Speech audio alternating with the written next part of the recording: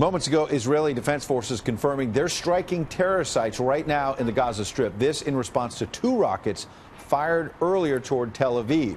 The first time rockets reached the area since 2014.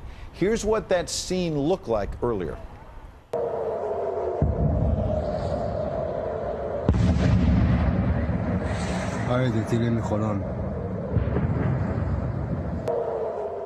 Here now live, Fox News senior strategic analyst, General Jack Keane. General, good to see you, sir. Yeah, good to see you, Ed. What's your reaction to this video we're seeing? Well, first of all, it seems like it's a pretty limited attack, a more harassing attack. It's not triggered by a particular event like previous attacks have been. And we don't know for sure if this is going to be sustained. We'll obviously find that out in the days ahead. And obviously the Israelis will respond to this. They don't take any of this lightly.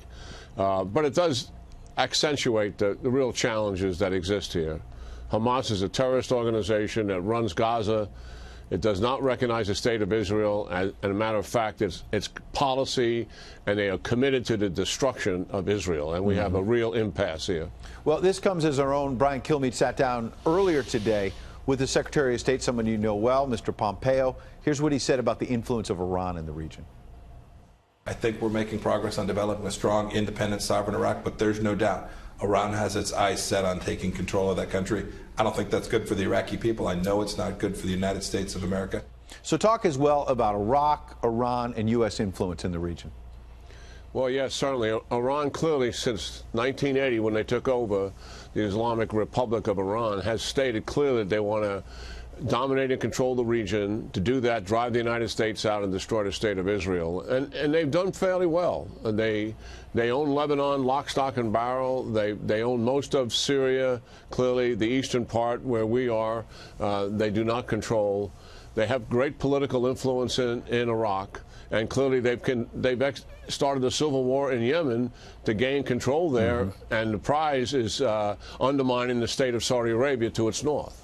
General, I want to shift to one last topic, which is China. And there's this report about these war games that the U.S. military has been exercising that suggest we could lose a war with China. This comes as the president is trying to beef up our forces, beef up the military. But here's what Nancy Pelosi said real quick. Watch. We're very dismayed by the president's budget. Budget is supposed to be a statement of our national values. What's important to us as a nation is appalling. Can you give me 15 seconds on why you think the military needs all this new money?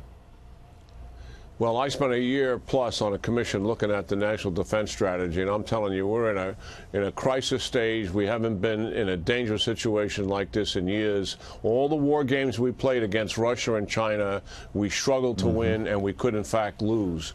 We have to rebuild our military. The American people really don't know for sure what bad shape it really is, but it's going to take some time to dig us out of this hole. It will. General Keane, appreciate your insight tonight. Yeah, good talking to you.